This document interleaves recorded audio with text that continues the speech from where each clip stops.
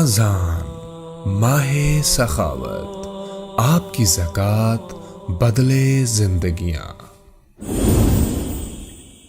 اللہ نے ہمیں ایک نماز عطا فرما دی جس کو ہم آج صلاۃ التراویح کہتے ہیں۔ میرے نبی کے زمانے میں اسے قیام اللیل کہا جاتا تھا، اس لیے حضرت عائشہ رضی اللہ تعالیٰ عنہ کی روایت ہے جس سے 8 رکعت والے حضرات استدلال کرتے ہیں کہ رمضان اور غیر رمضان میں اس کو امام بخاری نے قیام اللیل کا ہی عنوان دیا ہے۔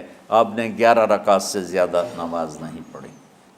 ایک ضعیف روایت میں ہے کہ آپ نے 3 دن پڑھائی نماز، یہ تو صحیح روایت ہے۔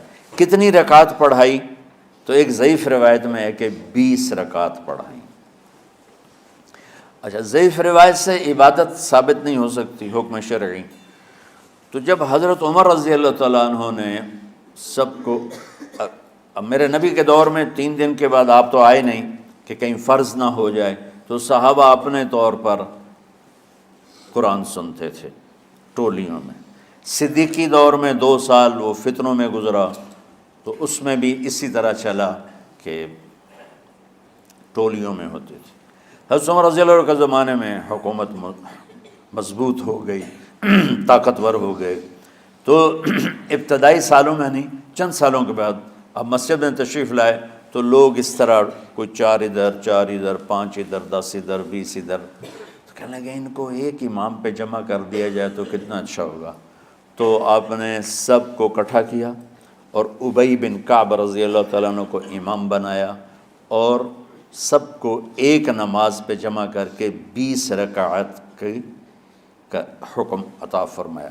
تو حضرت عمر کا یہ عمل اس حدیث کو مضبوط کر دیتا ہے کہ چونکہ میرے نبی نے کہا علیکم بسنتی و سنت الخلفاء الراشدین من بعدی، کہ میری اور میرے خلفاء راشدین کی سنت پر مضبوطی سے عمل کرنا۔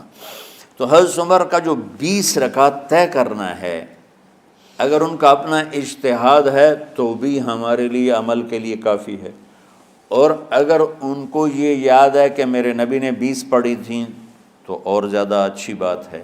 لیکن بہرحال جو 8 پڑھتا ہے ہمارا اس پہ بھی کوئی اعتراض نہیں، چونکہ وہ بھی حدیث کے ساتھ بات کرتا ہے، اور باقی پوری امت 20 پڑھتی ہے، ان پر بھی اعتراض نہیں۔ میں ایک جگہ سے گزر رہا تھا، نماز کا وقت ہو گیا، اہل حدیث کی مسجد تھی، میں وہاں نماز پڑھنے چلا گیا تو ایک بہت بڑا اشتہار لکھا ہوا تھا، 20 تراویح ثابت کرنے والے کو 5 لاکھ روپے انعام۔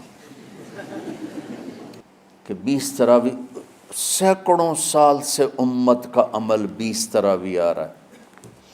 تراویح کا نام جو پڑھا مجھے یوں لگتا ہے کہ اہل مکہ، یعنی اہل مکہ جو تھے نا، وہ 4 تراویح پڑھ کے ایک طواف کرتے تھے، تو وہ آرام کے لیے ہوتا، ترویحہ آرام، تھوڑی دیر کا آرام۔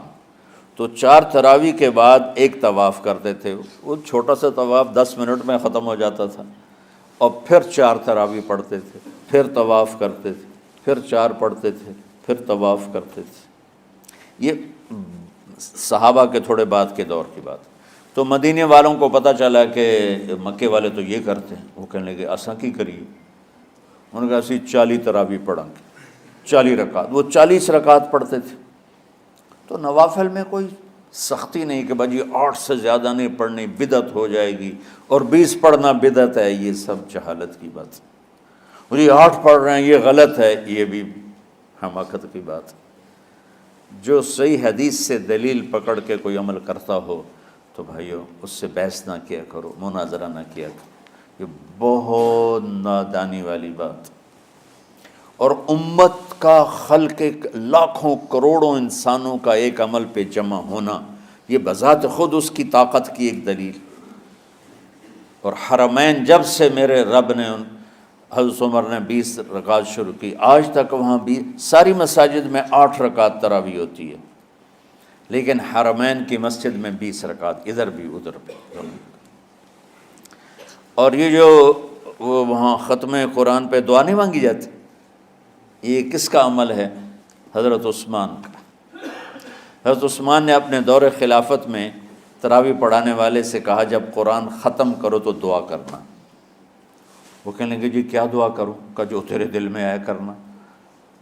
تو ختم قرآن کی رات تراویح کی آخری رکعت میں من الجنت والناس کے بعد دعا کے لیے ہاتھ اٹھانا، یہ حضرت عثمان رضی اللہ تعالیٰ عنہ نے اس کو زندہ فرمایا۔